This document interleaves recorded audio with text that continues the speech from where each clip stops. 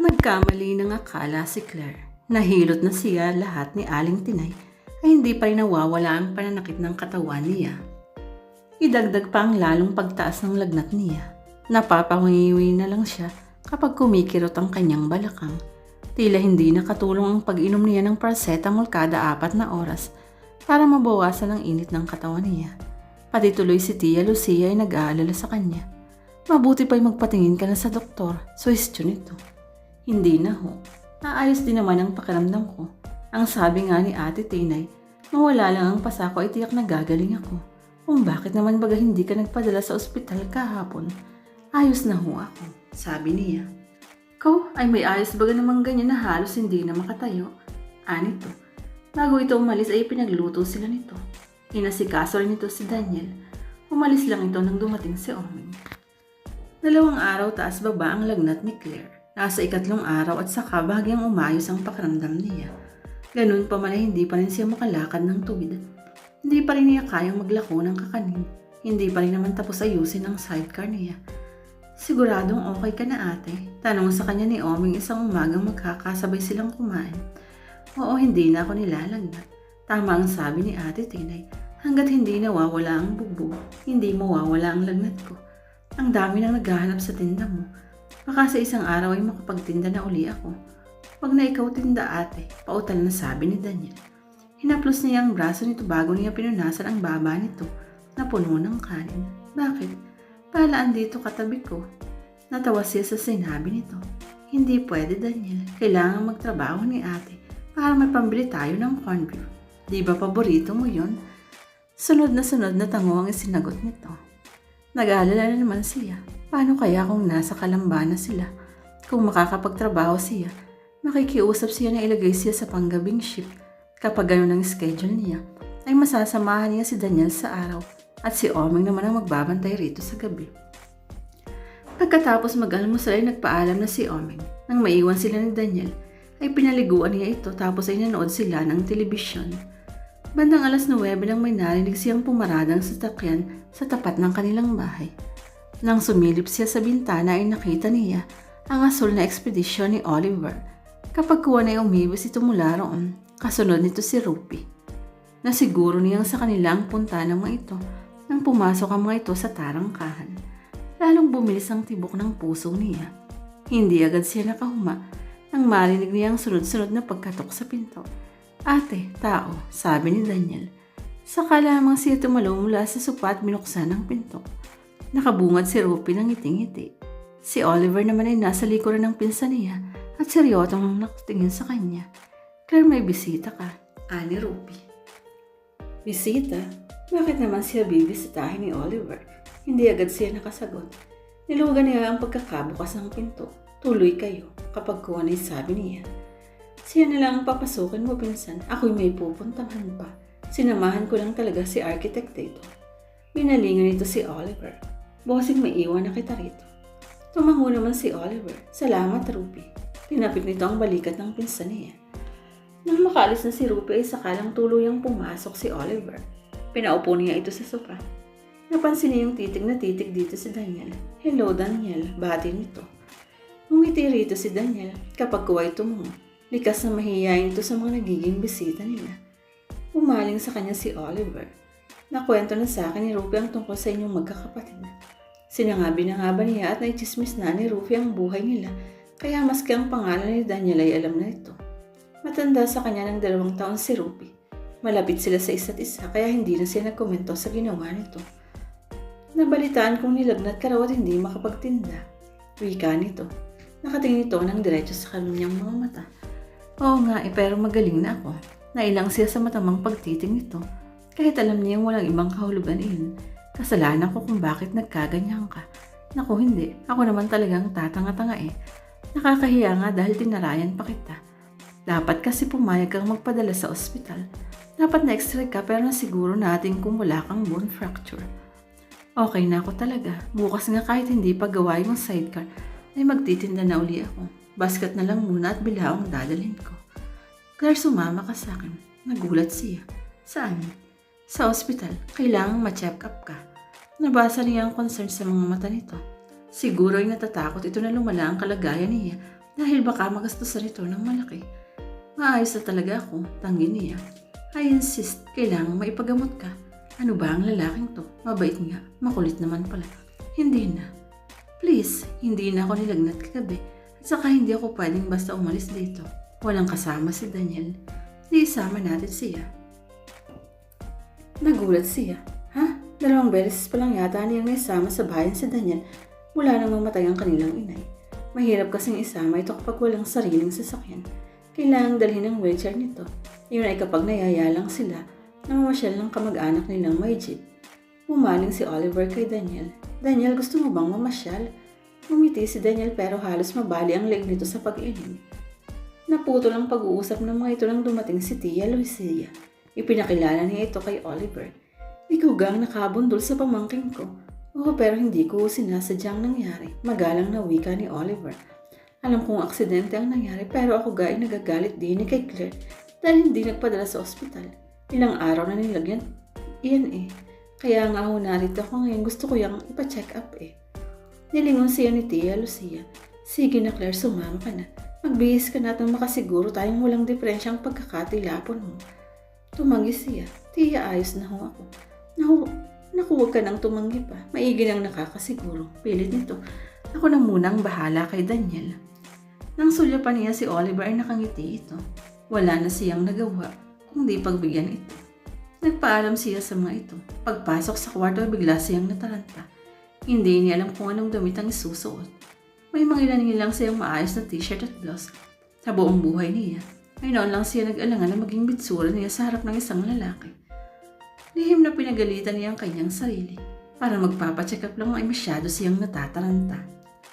Pinili niyang isuot ang faded mong jeans at kulay peach na cotton blouse na medyo hapit sa katawan niya.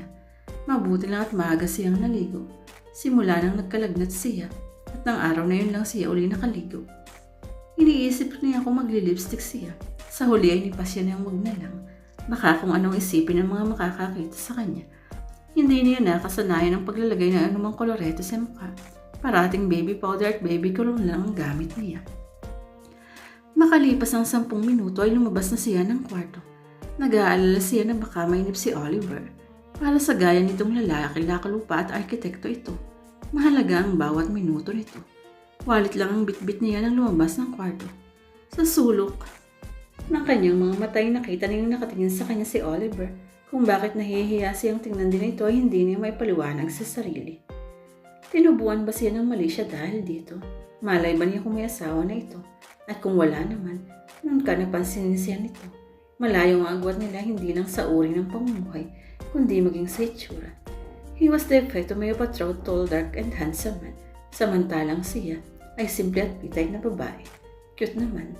Naalala niyang madalas na sabihin sa kanya ng isang kaibigan. So shall we go? Ani Oliver sa kanya pagkatapos nilang magpaalam kay na Tia Lucia at Daniel. Tumango lamang siya. Nagkasunod na silang lumabas ng bahay. Nang umaga pa ito sa kanya ay ngalingaling bumalik siya sa kwarto at magpalit ng mataas na sandas. Flat slipper ng suot niya kaya nagmukha siyang 15 anyo sa tabi nito. Naglalaro sa 6 na lampakan ng taas nito.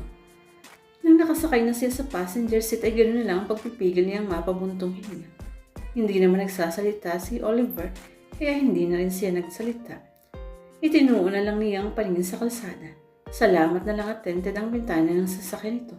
Kaya hindi siya nakikita ng mga kakilala niya. Hanggang makarating sila sa Nanawan ay hindi pa rin ito umiimik. Gusto na niyang itanong kung saang ospital siya dadalhin ito. Sana sa Mercado General Hospital na lamang siya dalhin ito. Mahusay naman ang ospital na yun sa bayan. Nagtuloy-tuloy ang kanilang biyahe. Hindi na siya nakatiis ng palabas na sila ng Tanawan City at tinutumbok na nila ang highway patungo sa Manila. Saan tayo pupunta? Tanong niya. Sa Makati, Med. Sagot nito. Tinawagan ko na ang pinsan kong doktor. Ha? Doon mo pa ako dadalhin? Dito na lang sa Tanawan. Kaya hindi naman masyadong malayo ang Makati. Doon na lang tayo pupunta para makasiguro tayo. Mahusay rin naman ang mga doktor dito. Alam ko pero hinihintay na tayo ng pinsan ko. Pasensya ka na kung hindi ko nabanggit sa'yo. Tinawagan ko siya na nagbibihis pa kanina. Wala na siya nagawa. Siguro ay natatakot lang talaga ito na baka magkaroon ng malaking problema kapag hindi agad siya napatingnan sa doktora. Hindi na naman siya kinausap nito. Mapapanisan pala siya ng laway kapag ito ang kasama niya. He was a man of a few words. Muli ay tinuon na lamang niya ang kanyang mga mata sa labas ng bintana. Mabuti lang siguro at paminsan-minsan ay makapamasyal siya ng malayo-layo. Ilang beses na rin siyang nakapunta sa Maynila.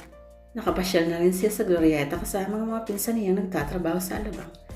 Ang hindi niya inaasahan ay ang makapunta noon na sakay ng isang magarang sasakyan at isang gwapong lalaki ang kasama niya. Napalingon siya sa katabi niya, pero agad din niyang binawi ang tingin dahil nakatingin din pala si Oliver sa kanya. Sinalakay na naman ang kaba ang kanyang puso. Bakit? Tanong nito. Wala, kiming sagot niya. Nangako siya sa sariling hindi na uli niya lilingunin ito. Pagdating sa Makati Medical Center ay isinailalim si Claire sa masusing check-up. Sa awa ng Diyos ay normal naman ang resulta ng mga test niya, kabilang na x-ray test niya. Maayos naman daw lahat, sabi ni Oliver nang sakay na sila uli ng kotse nito. Mag-aalauna ng hapon ang lumabas sila ng ospital. Sabi ko naman sa'yo, wika ni Claire, nag-aksaya ka lang ng panahon at pera. Hindi siya nakatingin dito nang sabihin iyon. It doesn't matter. By the way, mag-lunch muna tayo. Lunch? Lunch, alauna na pero hindi pa tayo nanananghalian. Nanlalabo ng mga mata ko. Pilit binaliwala niya ang kabang nararamdaman. Baka nahihiya lang si Rito dahil sa sobrang kabaitang ipinakikita nito sa kanya. Nagpatangay na lamang si Rito. Dinala siya nito sa Borgo. Pumasok sila sa isang mataas na building. Naghilera doon ang mga humahaling restaurants. Napapitlag siya nang maramdaman ang paglapat ng kanang palad ni Oliver sa kanyang likod. Inalalayan siya nitong upo sa silyang laan para sa kanya. May hatid iyon sa kanya na kung anong nakakakiliting sensasyon. Maya-maya ay lumapit na sa kanila ang unipormadong waiter. Si Oliver ang nagbigay rito ng kanilang order. Hindi na ito nag-abalang tumingin sa menu book na nakapatong sa ibabaw ng pangdalawahang mesa. Nagpalinga-linga siya. Maraming kumakain sa restaurant na yun. Sa tingin niya ay nag-oopisina ang mga iyon dahil pawang mga nakanekta ang mga lalaki at naka-formal suit naman ang mga babae. Sila lang yata ni Oliver ang naligaw raw na naka-casual attire. Pagaman kasulang suot nito ay alam niyang mamahalin ang collared Lacoste polo shirt nito. Murang asul na may stripe na puti ang design niyon. Samantalang ang blouse niya ay 150 pesos lang ang halaga. Hulugan pa niyang nabili yun. May problema? Tanong sa kanya ni Oliver. Tingin na ito. Nakakahiya kasi mukhang mayayaman ang mga kumakain dito. Sino may sabi sa iyo? Ang gagana ng suot nila. Di rin kalakihan ang sweldo ng mga yan. Nag-uupisina ang mga yan. Sigurado ako na mas marami ka pang pera kaysa sa kanila. Niloloko mo ba ako? Hindi, maganda lang ang ayos ng mga yan, pero maraming utang. Pabulong na sabi nito sa dulong babiro. Paano mo naman nasabi? Ngumiti ito. Nagtrabaho rin ako bilang ordinaryong office employee bago ako napunta sa reality. Kaya alam ko. Pero nakaka-afford silang kumain sa restaurant na ganito. Using their credit cards. Hindi naman sa lahat ng oras ay dito sila kumakain.